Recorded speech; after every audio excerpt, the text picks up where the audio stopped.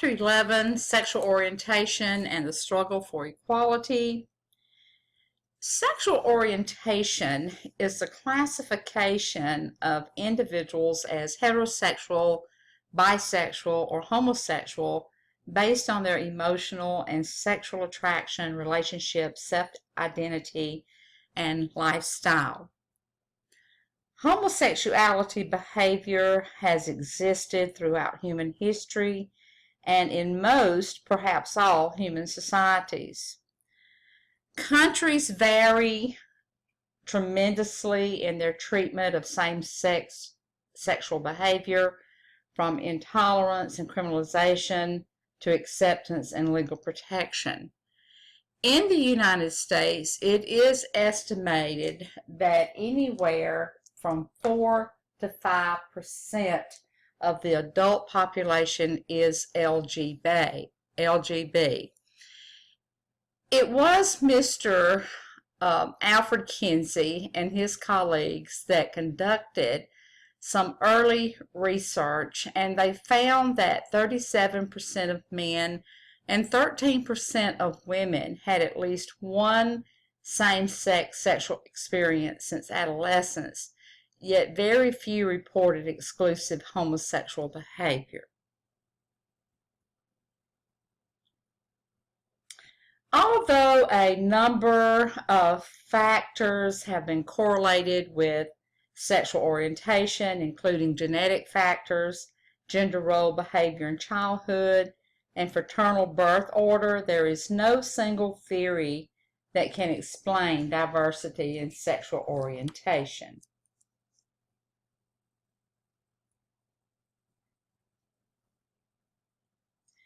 Individuals who believe that homosexuals choose their sexual orientation tend to think that homosexuals can and should change their sexual orientation. There are several types of therapies that is dedicated to changing homosexual sexual orientation. We have reparative therapy, conversion therapy, and reorientation therapy.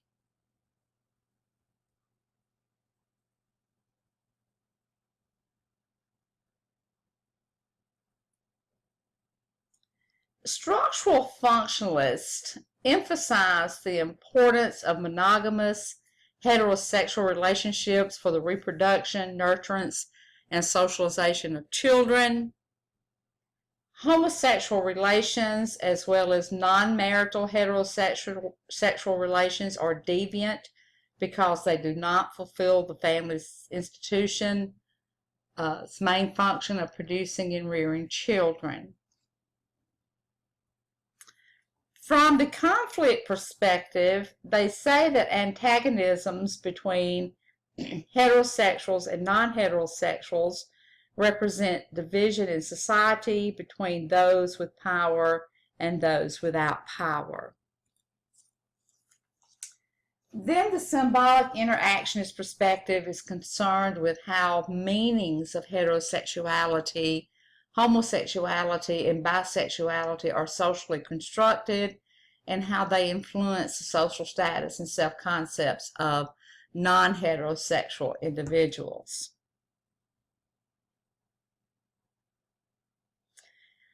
Looking at prejudice against lesbians, gays, and bisexuals, oppression refers to the use of power to create inequality and limit access to resources. Privileged status is a result of cultural, economic, societal, legal, and political factors. And heterosexism is an institutional and societal reinforcement of heterosexuality as the privileged and powerful norm. It's based on the belief that heterosexuality is superior to homosexuality, and it results in prejudice, which is negative attitudes, and discrimination, which is unequal treatment against homosexuals and bisexuals. The term homophobia is commonly used to refer to negative or hostile attitudes towards same-sex sexual behavior. When prejudice is directed toward bisexual individuals, this is called biphobia.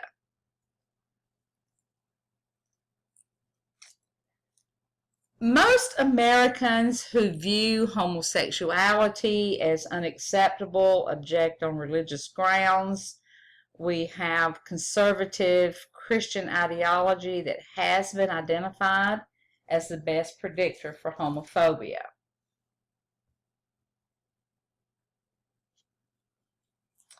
Rigid gender roles, this is disapproval of homosexuality, which also does stem from the rigid gender roles.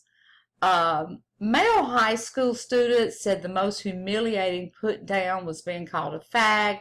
Boys were expected to conform to rigid, narrow standards of masculinity in order to avoid being labeled in this way. And class, I want to say there's so many myths and negative stereotypes about homosexuals. One is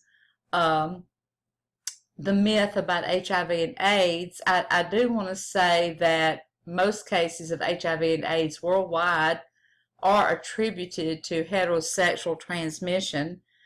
It is a myth that homosexuals as a group are child molesters. 95% of all the reported incidents of child sexual abuse are committed by heterosexual men. It was in 1996 that Congress passed and President Clinton signed the Defense of Marriage Act, which was DOMA, which states that marriage is a legal union between one man and one woman.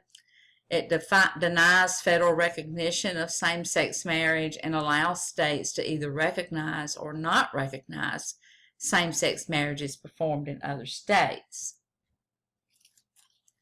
Today, approximately 50,000 same-sex couples have been legally married, according to administrative data from the states of Massachusetts, Connecticut, Iowa, Vermont, New Hampshire, as well as estimates for same-sex couples marrying in California and the District of Columbia. There are arguments for and against same-sex marriage. Looking at the arguments against same-sex marriage, opponents who view homosexuality as sick or immoral argue that granting legal status to same-sex couples would convey social acceptance of homosexuality. They also argue that it subverts the stability and integrity of the heterosexual family.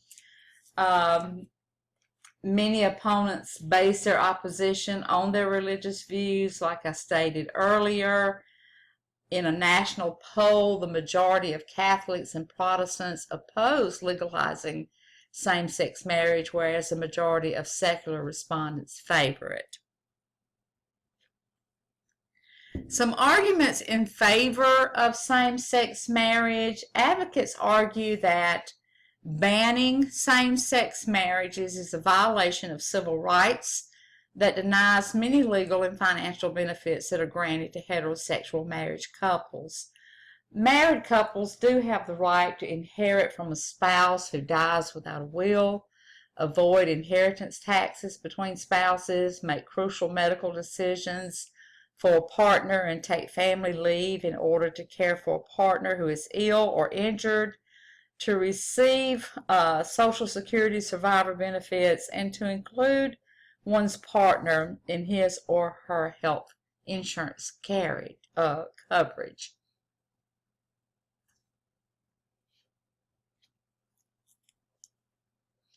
As far as children and parental rights, only 35% of Americans think that gay couples having children is a bad thing.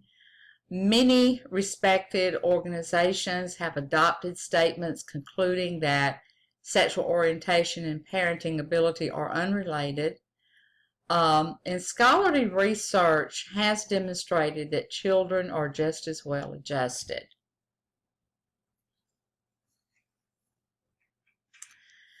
Anti-LGBT hate crimes are crimes against individuals or their property that are based on bias against the victim because of his or her perceived sexual orientation or gender identity.